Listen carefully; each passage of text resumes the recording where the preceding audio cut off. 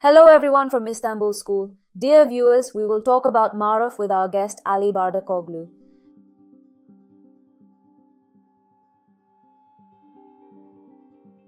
Welcome, teacher. Welcome, sir. How are you? Thank you. How are you? Thank you very much, teacher. Teacher, we want to talk about religion and social goodness, which is called Maruf. As we do in other subjects, let's start with the concepts first. What is Maruf? How do we define the concept of Maruf? Yes, now the word Maruf is an Arabic word, and it is related to custom, it is related to wisdom, it is related to marifet, all words from the same root.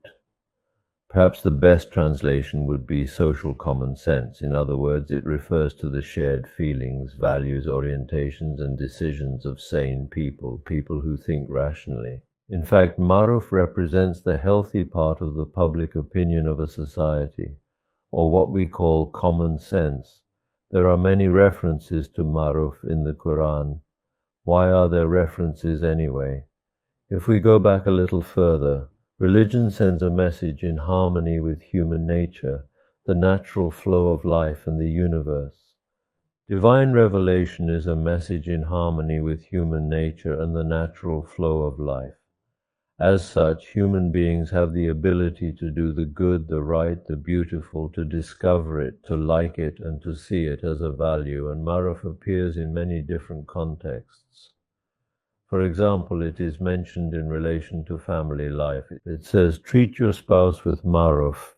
That is, treat your spouse in a way that people will welcome, in a way that people will not see as shameful, sinful, or ugly. Have a relationship with people with Maruf. When you pay your debts, when you pay your receivables, always act according to Maruf. In a way, the Quran often wants to say that it trusts the common sense of people and that it should not be harmed, and that religion gives a message in harmony with it. Can we see this as ethical values? Now we can see duty as the highest moral values. Islamic scholars like Shah Waliullah, they call it Rei Kuli. They call it the common opinion of society. Since Adam, the essence of human beings is to do these values, to emphasize these values as much as possible and to care about them. But we can or we can't. That is a separate issue. It is different for a person to see something as a value, Fatma Hanim, and to actually do it. But we call it common sense. We call it common sense, common sense. Here is common sense, public conscience. The public conscience is usually infallible. In other words, even at the time when Islam came, those people knew that drinking was a bad habit, that adultery was shameful and ugly, that usury with riba was a very ugly behavior, that it was immoral to deceive strange, orphaned, unintelligent people, so they did not learn everything from Islam. In a way, Islam even supported and emphasized people's sense of good deeds and good behavior. Hoja, what do you say in connection with the concept of ihsan? Ihsan is the ability of people to follow their own private lives, their own paths, and their own paths in a proper manner with the inner world of the individual, with the individual's emotional world, and with that consciousness, feeling that the Almighty Lord sees and knows them. When ihsan and consciousness come together, they form the known. But there is custom under known. Custom is more local. Sometimes the customs of a region can be wrong. For example, even though it was not very common among the Arabs, they looked down on girls. They were ashamed of ugly, that is, girl children. They cared about boys. They cared about their male relatives. The reputation of this society varies from others. This was the custom of the society. It was not what was known. In other words, they were torturing the slaves. They were giving less value to the poor, the lonely, the poor. But many sensible people also realized that this was not right, that it was not compatible with the dignity of humanity, the nature of humanity, its common sense and its sound mind. Therefore, when Islam came, it activated the common sense of the societies. In order to be known, it must be based on goodness. It will be based on goodness and beauty. It will not disturb your conscience. In other words, when you are alone, it will not make you ask why I did this. Or Maruf means a behavior that sane people, Fatma Hanim, sane people do not condemn or see as ugly. But one person can act against Maruf, two people can act against Maruf. This is why Maruf is extremely important in Islam. Islam started its invitation not by clashing with Maruf, not by clashing with the common sense of the society, the Arab society, but by nurturing it, emphasizing it, encouraging it.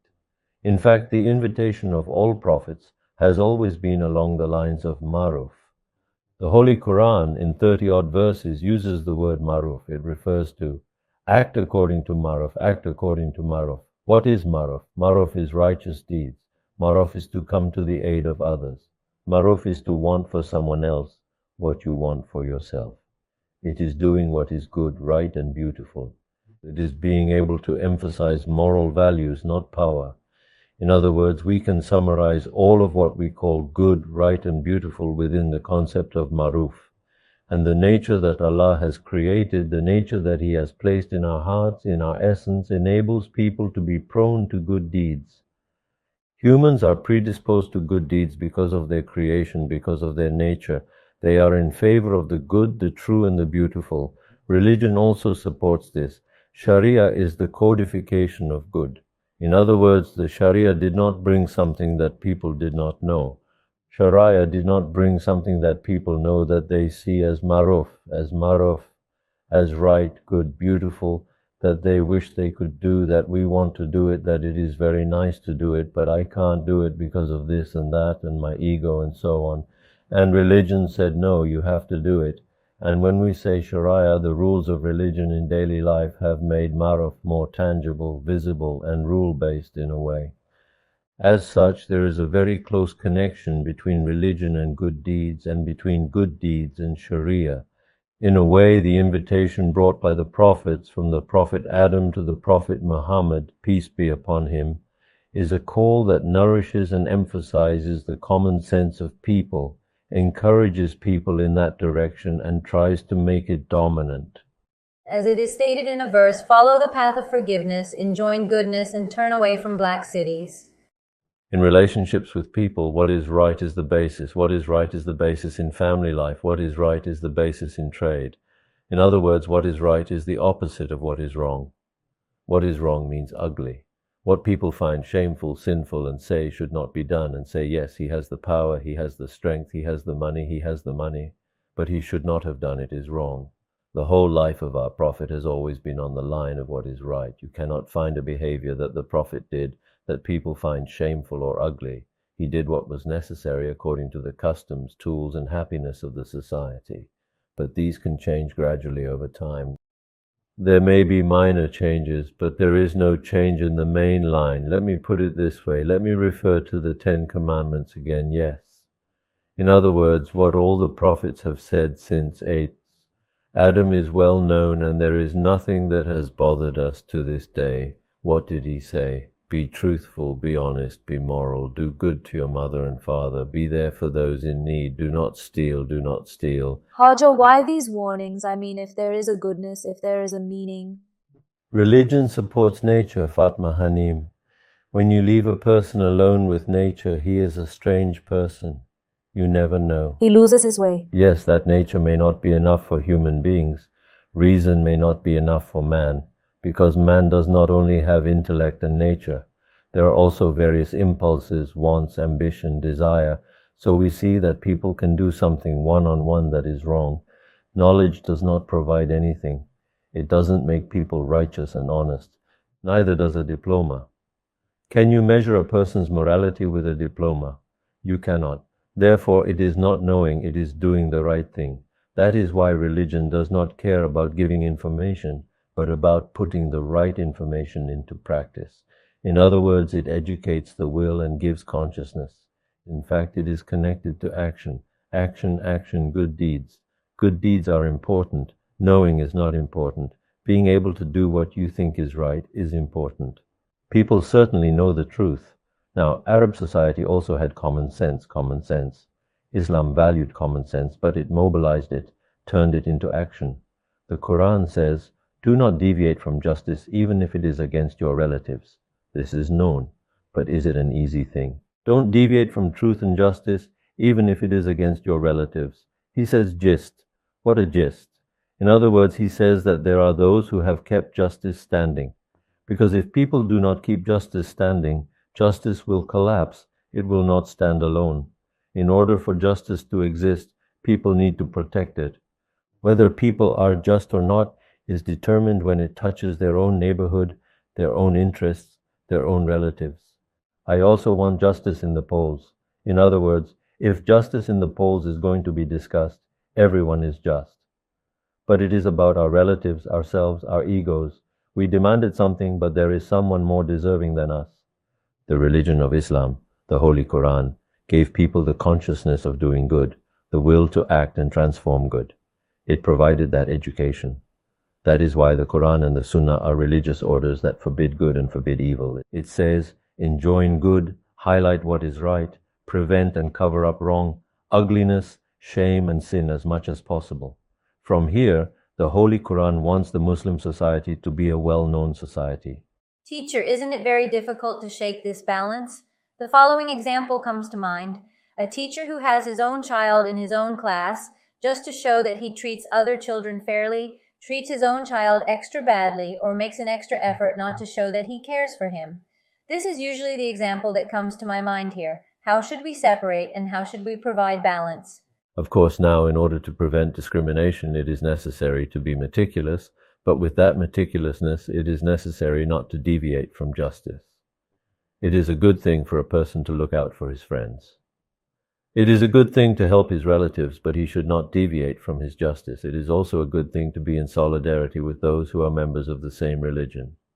But a Muslim is a person who can be just to people, regardless of their religion. We cannot judge people, whether they are Muslims, non-Muslims, Christians, Jews, whoever they are. We cannot decide on the afterlife of people. But we have to be just in the world. In fact, Allah's Rahman attribute is also a manifestation of justice, Fatma Hanim.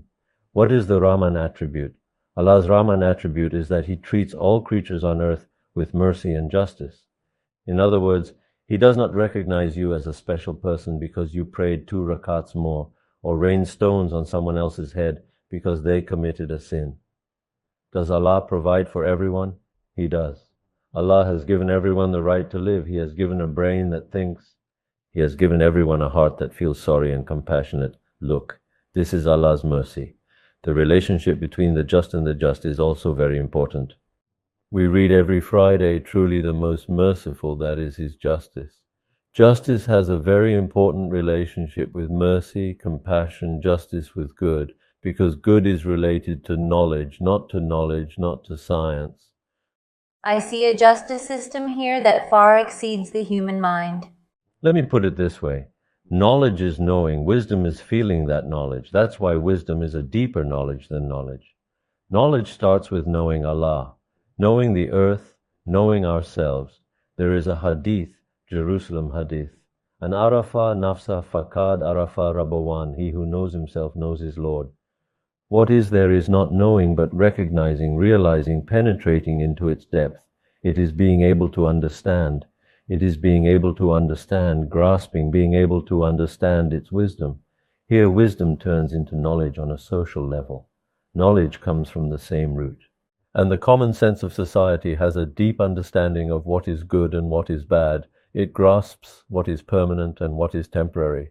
Therefore, if you pay attention, the common sense of society does not give everyone every credit. It does not give everyone every value. It spontaneously differentiates people. The common sense of the society, because people know very well who deserves what. There is also a class difference in society. In other words, it is a difference of quality, not class. People are valued by the common sense of society according to their values, according to their abilities, according to their qualities. In this respect, in the eyes of the people, what is good and right is also important, because let's remember a hadith, what Muslims consider good is also good in the sight of Allah. Teacher, how can we extract the phrase, what's going on, from this? What is the world around us, the riffraff over there, LLM? It doesn't mean sane people, you mean... Another difference in quality then. In other words, the Holy Qur'an says that you should pay no heed to the condemnation of those who condemn. Walk on the path you know is right. Look, it means that the condemnation of people who condemn is Maruf. That doesn't tell us. That is something that is outside of social common sense. I mean, we cannot call every noise of the crowds Maruf. Yes, of course. I mean, Maruf is something related to wisdom, conscience, public conscience. Therefore, one of the sociologically legitimate works on which law is based is Maruf. Legal rules, just like religious rules, like religious messages, must coincide with the common sense of society. In this respect, the known social common sense is intertwined with both legal rules, moral values, religious rules, and religious advice, and it expresses a common denominator that unites them all. Of course, in its essence, in the essence of what is known, there is wisdom, there is nature. There is the fact that Allah sent us to the world as a quality being, as an honored being. Sir, in the Holy Quran, it is mostly mentioned in relation to family and responsibilities, like known. In the Holy Quran, family life is the area where there is the greatest need for guidance, because the rules of law and the police cannot penetrate family life.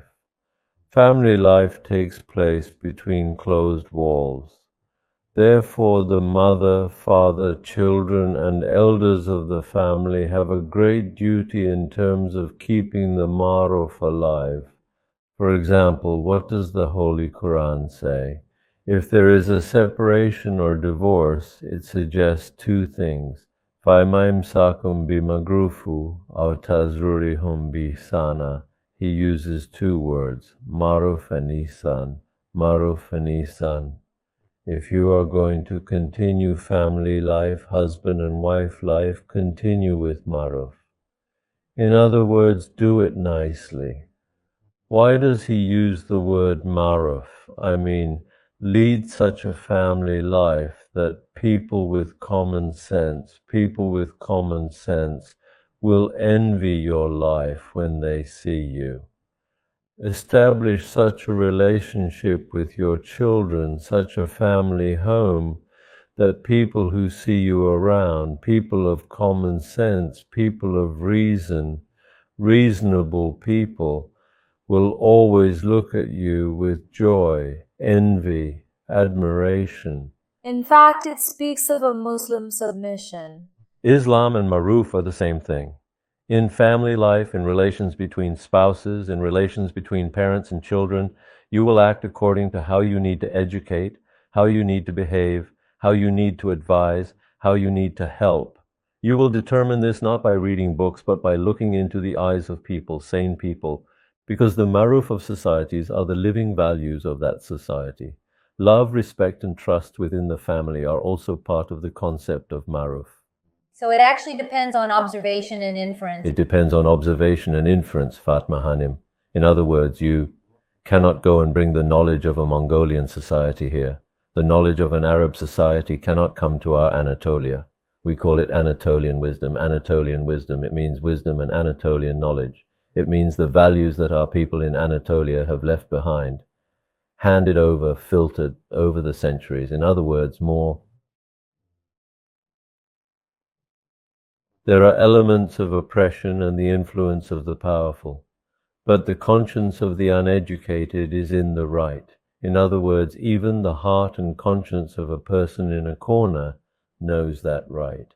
That is why we need to care about that thing in people. We need to care about people's perspective, common sense, good understanding, and people's appreciation. That is also another reflection of a revelation. In other words, if we are explaining morality, law, we have to always take into consideration the common conscience, common sense of this society, and see it as a common denominator that unites them. Okay, teacher, thank you very much for your valuable information. We benefited a lot, thank you. This week we talked about the famous with Prof. Dr. Ali Bardakoğlu at the Istanbul School. See you in the next episode. Goodbye.